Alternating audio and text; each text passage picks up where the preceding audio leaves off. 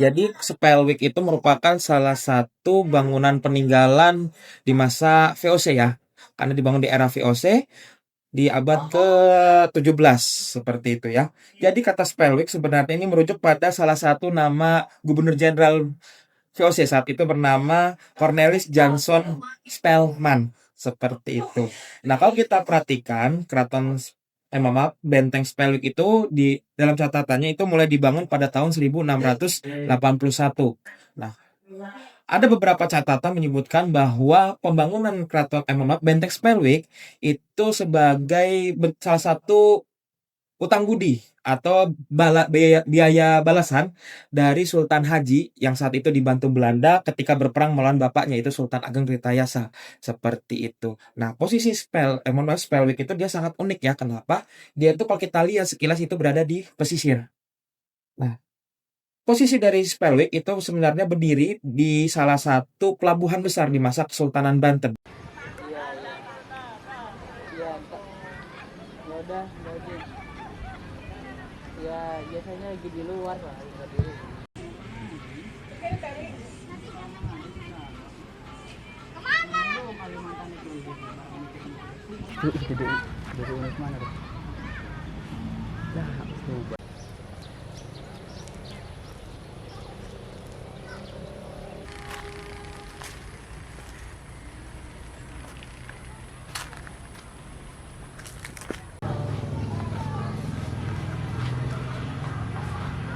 Dan juga dibangunnya Spellwick juga untuk mengatur perdagangan. Apa keran perdagangan? Karena kan kalau kita perhatikan di misalnya seperti ini ya, ini salah satu gambaran petanya saja ya.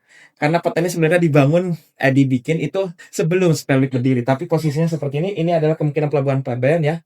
Jadi kan kalau kita lihat ada di sini ada semacam kampung percinaan.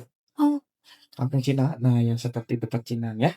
Jadi kenapa? Kemungkinan juga dibangunnya Benteng Spellwick juga ini karena di daerah sekitarnya kan ada namanya Pamarican ya.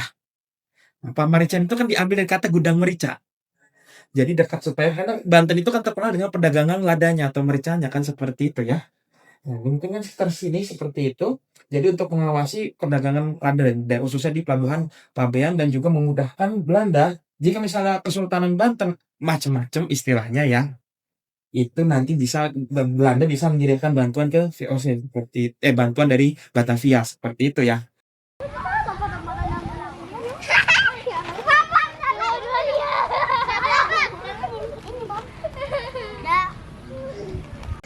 Nama saya Pak Hairul selaku Satgas Keamanan. Kalau untuk warga sini ya ada yang jualan. Jualan itu di sini 3 hari. Jadi mulai Jumat, Sabtu, Minggu. Jadi nggak selamanya gitu loh. Ada 3 hari dikasih jatah khusus orang pengunjung di sini. Kalau mainan tiap hari buka kalau mainan. Terus kalau sore-sore tuh biasanya ngeliat anak-anak main di benteng sini, Iya. manjat-manjat sama main bola bola juga. ya, itu masih setiap hari. iya. Dari dulu, Masih. Pak. Dari dulu semenjak dari kakeknya dulu lagi ke bapaknya dulu ke cucunya lagi. Gitu. Udah turun-temurun. Cuma sini nggak boleh buat turnamen, cuma sekedar latihan-latihan aja gitu. Ya memang kita harus menjaga, ya, yang menjaga peninggalan. Kita juga yang dagang itu setiap Senin itu gotong royong, bersih-bersih gitu. Dan itu yang dari pedagangnya. Kalau dari kitanya ada 3, kayak gini kan kebersihan 4 orang. Kalau sini semuanya keamanan kayak bapak ini 3 orang, cuma sehari 1 orang gitu. Malam juga dijaga sama gitu 1 orang lagi. Jadi kita kerja sini 12 jam.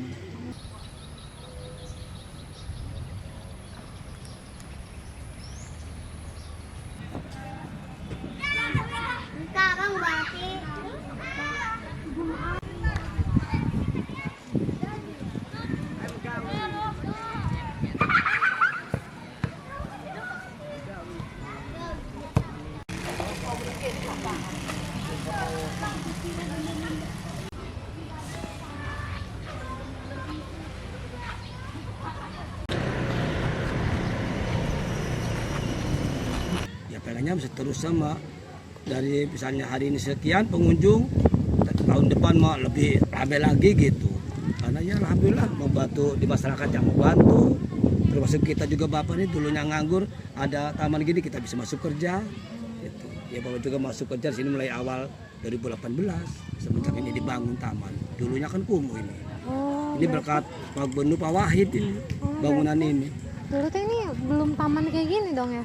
Rawa dong. Oh, Itu tambak empang, putarnya ini pokoknya kumuh aja pokoknya. iya. Enggak begini, ini baru 8 tahun berjalan. Oh, Alhamdulillah Pak Wahid itu bangunannya semenjak dari Banten yang payung-payung itu. oh iya yang Iya situ ya itu, Surasawan. beda setahun dari sana dulu terus ini dibangun. Ada 5 bangunan Pak Wahid itu yang bangun.